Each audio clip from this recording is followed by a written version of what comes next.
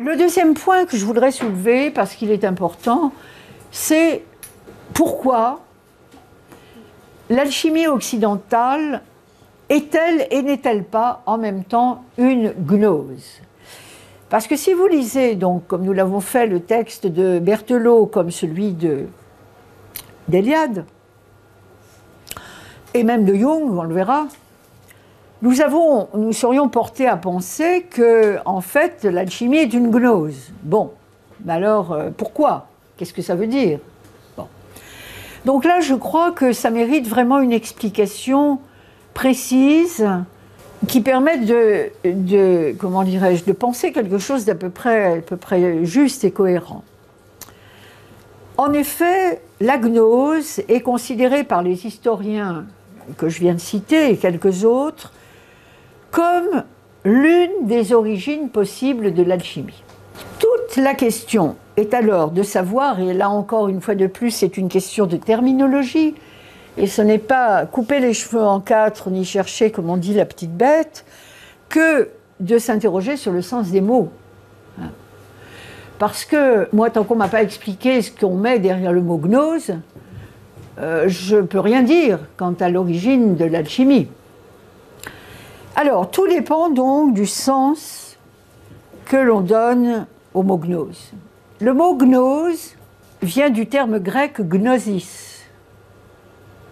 G-N-O, accent circonflexe, S-I-S. Or, qu'est-ce que c'est que la gnosis chez les Grecs?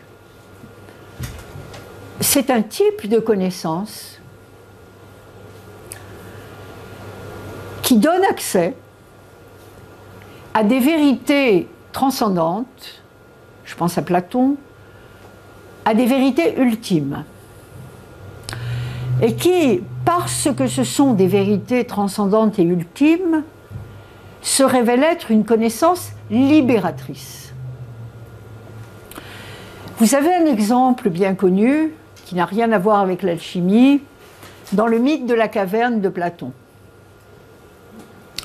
qui n'a rien à voir, encore que sortir de la caverne, c'est toujours un symbole quand même très fort. Hein. Et les alchimistes nous invitent aussi à sortir de la caverne. Qu'est-ce que vous comprenez de ce mythe?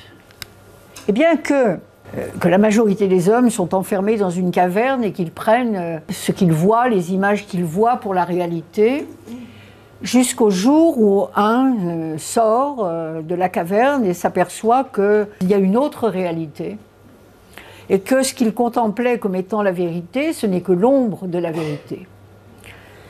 Bon, donc, si vous voulez, ce que ce mythe fameux enseigne, c'est d'une part, c'est une incitation à sortir de la caverne, et ça ne peut être fait que si on distingue différents types de connaissances.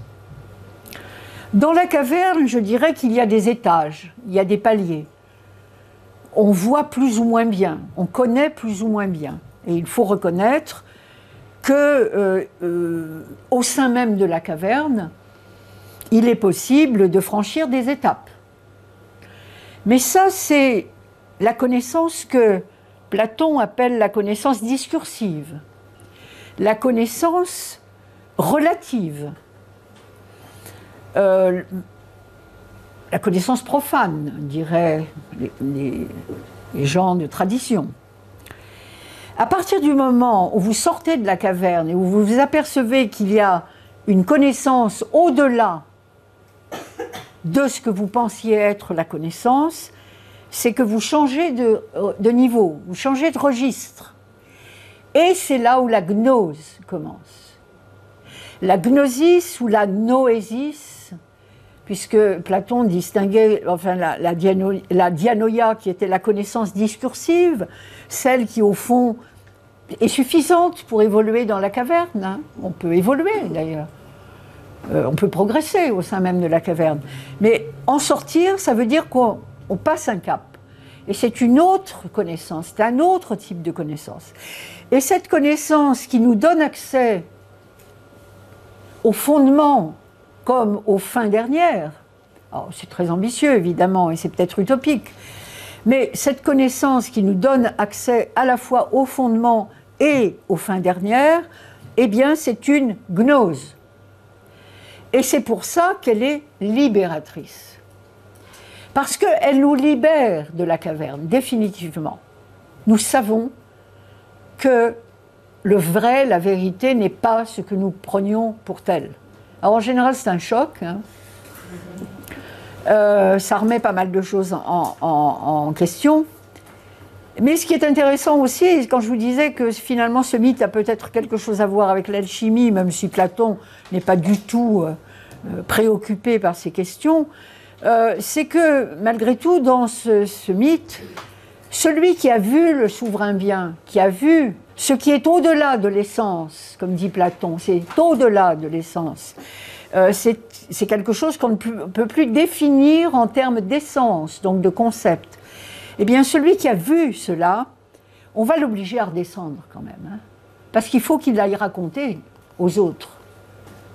Il ne faut pas qu'il garde ça pour lui tout seul.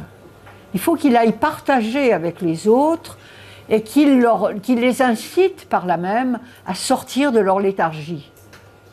Donc, si vous voulez, en alchimie, quand on parle du retour vers la terre, de l'incarnation de l'esprit dans la matière, c'est aussi un peu ce qu'on veut dire. Hein. C'est-à-dire qu'on ne va pas rester à profiter tout seul dans l'empyrée de la vision qu'on a eue et de la joie qu'on en a éprouvée, mais on va revenir pour témoigner de ce qu'on a vu et pour dire aux autres qu'ils se secouent un peu et que peut-être ils prennent des illusions pour la vérité. Donc vous voyez, il y a peut-être quand même un rapport, même s'il faut être très prudent, dans la comparaison.